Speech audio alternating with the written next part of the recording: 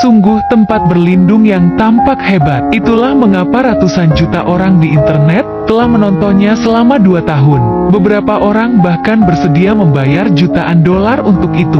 Sean, 50 tahun, pergi ke hutan belantara sendirian untuk menjauh dari hiruk-pikuk kota. Dia menghabiskan waktu 2 tahun untuk membangun tempat berlindung. Dia menggunakan ribuan pohon berusia 100 tahun untuk membangun kabin kayu yang indah. Tidak hanya memiliki ruang bawah tanah dan rumah kaca yang unik.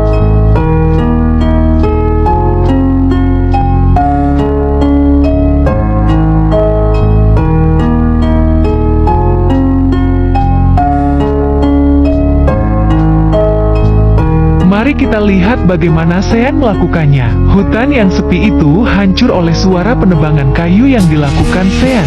Dia membawa putra dan putrinya dan mengukir tempat terbuka di hutan. Langkah pertama dalam rencana Sean adalah membangun rumah kaca. Di masa depan, ia akan dapat menyediakan sayuran dan buah-buahannya sendiri sepanjang tahun. Di alam liar, persediaan makanan sangat penting. Keluarga ini juga bekerja sangat keras. Mereka membutuhkan waktu seminggu untuk membangun fondasi dan memasang atap rumah kaca. Kemudian anak-anak kembali ke kota untuk sekolah dan bekerja. Sisa pekerjaan lainnya dilakukan oleh Sean seorang diri. Sedikit demi sedikit, dia menyempurnakan rumah kaca itu, membangun tempat penampungan air, menempatkan sistem irigasi tetes.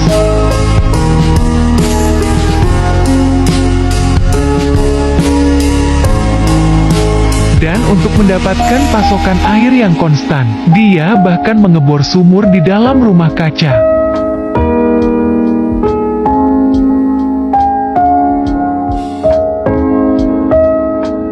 Setiap kali ia merasa lelah, dia akan membawa hewan peliharaannya kali untuk melihat keindahan alam sekitar. Pegunungan, sungai, angin sepoi-sepoi, matahari terbit dan matahari terbenam semuanya sangat menyembuhkan di sini.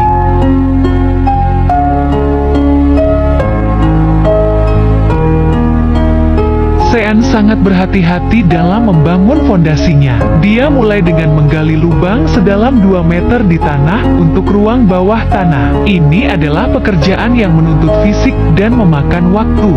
Dan untuk memastikan bahwa nama keluarga diwariskan secara turun-temurun, setiap potongan kayu yang digunakan untuk membangun ruang bawah tanah dikarbonisasi. Dan sebelum diletakkan, mereka diberi lapisan kedap air. Pekerjaan ini juga sangat memakan waktu.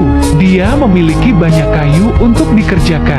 Sean bekerja dari musim semi hingga musim gugur untuk menyelesaikan ruang bawah tanah pondok. Pada saat itu, sayuran yang dia tanam di rumah kaca telah menghasilkan panen yang luar biasa.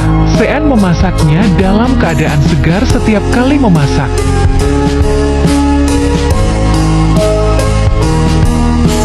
Seiring berjalannya waktu, Sean berhasil menyingkirkan banyak kayu untuk membangun gudang anggur dan akses masa depan ke dapur. Setelah beberapa hari, dia akhirnya menyelesaikan fondasi lengkap kabin. Beberapa hari berikutnya, Sean mulai memproses kayu gelondongan yang dibutuhkan untuk membangun rumah. Masing-masing beratnya ratusan kilogram. Dia membutuhkan sebuah trailer untuk mengangkutnya. Sambil memperbaiki setiap batang kayu, dia menandai diameternya dan memberi nomor itu agar setiap batang kayu berada di tempatnya.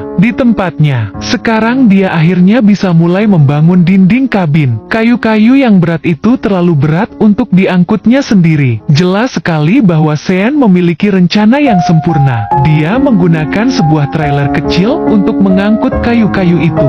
Dan kemudian dia menarik kawat dari pohon terdekat dan memasang 2 kerekan di atasnya. Perhitungan Sean yang tepat berhasil menempatkan kayu-kayu besar itu di tempat yang tepat. Sean terus menghabiskan tahun berikutnya untuk membangun bentuk kabin. Dan keindahan akhir musim gugur adalah hadiahnya.